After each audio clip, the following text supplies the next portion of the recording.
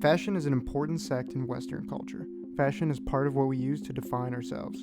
It's part of how we express ourselves. Massive department stores had an overflow of options, not to mention online shopping. As of 2014, fashion generated more than $2.5 trillion and employed 75 million people in the world. This is all good for our pockets.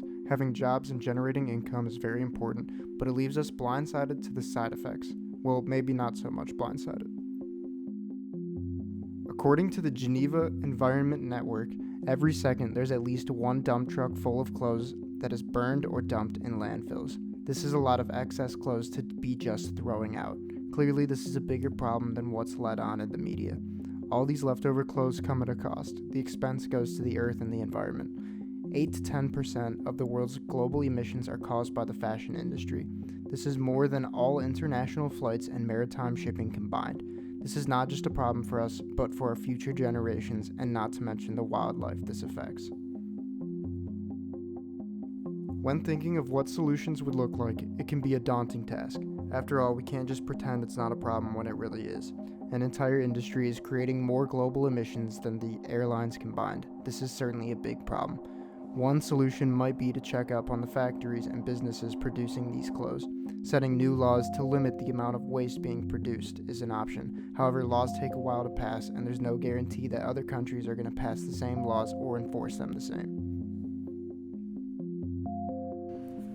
Culture trends are also somewhat to blame. Trends can come and go very quickly, thus clothes can become obsolete.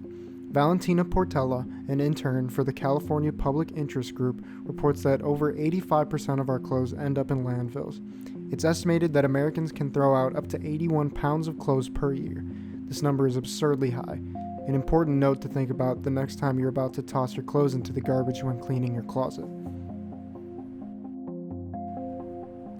Overproduction is an issue as well. Valentina suggests that the fashion manufacturers overproduce by about 30 to 40% each season.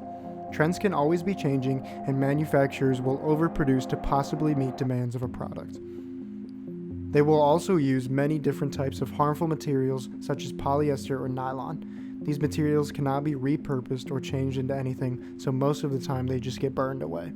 These materials also are created using crude oil, causing more and more emissions to enter the atmosphere. Trends clearly are causing this to be an issue. The companies want to be ready just in case they have that one product that's a hit. More manufacturing procedures need to be confined to make it more eco-friendly. Clothing does more than just be burned away or tossed out. There's something about what we wear that is important in being able to express ourselves. In Molly Bingman's TED Talk, Molly talks about what fashion and clothing really mean to an individual. A big point she brings up is that people want to be seen, and not only that, but they want to be seen authentically. This is an important distinction between being seen and being seen as yourself.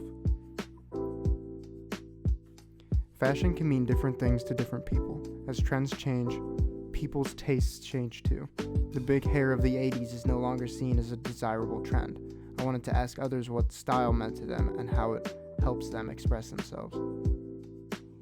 I do buy clothes based on trends. I try not to because I feel like trends change so often and my style doesn't always match with that, but short answer, yes, I do. Okay, I don't buy clothes based on trends. I buy them based on whether I look cute in them or not. I feel like as I've gotten older, I tend to not worry so much about what other people think that I'm wearing and more about like what I think about what I'm wearing and how I feel in it and how it makes me feel, versus like what, people are gonna think about it.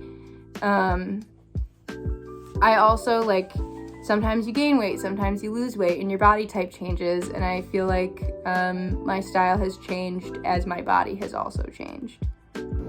So over time, my style has gone from predominantly blue to predominantly red, but overall, I think I consistently like stuff that is easy and comfortable. I have a lot of clothes just sitting that I've been meaning to donate that are just sitting in bags in my closet. And I don't buy new clothes super often, but if I go to the store and I see something I like, I'm probably gonna buy it. I'm a little bit impulsive when I'm shopping for clothes. I just like having like a new fun shirt or something to wear. I should probably spend less money on it, but I don't know. My consumption has changed also with COVID, like with going out less. I stopped buying as many new clothes for a while, and then I started getting more clothes again recently, as I feel like I've been going back into society more. I keep most of the clothes that I get. I'll buy maybe a handful of new articles every, like, maybe once or twice a year. Not a whole lot. Sometimes, I do think that, you might try not to judge people, but I feel like you judge people based on what they're wearing. It tells a lot about somebody, and so I feel like it does allow me to express myself when I can. Not always do I have the choice, like at work or something, to wear whatever I want, but in general, I feel like I can display, the music I like, my politics, my ancestry. There's a lot of different things that I can display through my clothing. I think my style of clothes reflects who I am. Most people just want to be seen. Being able to be yourself is such an important part of fashion, and that's why it's partly so big. A lot of people want to be able to be themselves and express who they are in what they wear. People want to be able to communicate who they are in many ways, and clothes are a great place to start. According to Magdalena Szesbic, fashion can be viewed as a way to express the ideal self. Allowing oneself to be able to express themselves is an important process in self-actualization. Material culture changes rapidly, and a great way to measure this is through fashion. Catalogs come out every season with new products and clothes that will change trends. Many people will buy these clothes and change wardrobes, changing how they feel about themselves. Fashion innovativeness inspires people to purchase new clothes and to change what they buy. Fashion is an important part of material culture and changes all the time with trends. It can allow people to be themselves and to create their own ideal self-image. With that being said, the fashion industry needs to be kept in check. The amount of emissions being produced and the clothes being wasted needs to change.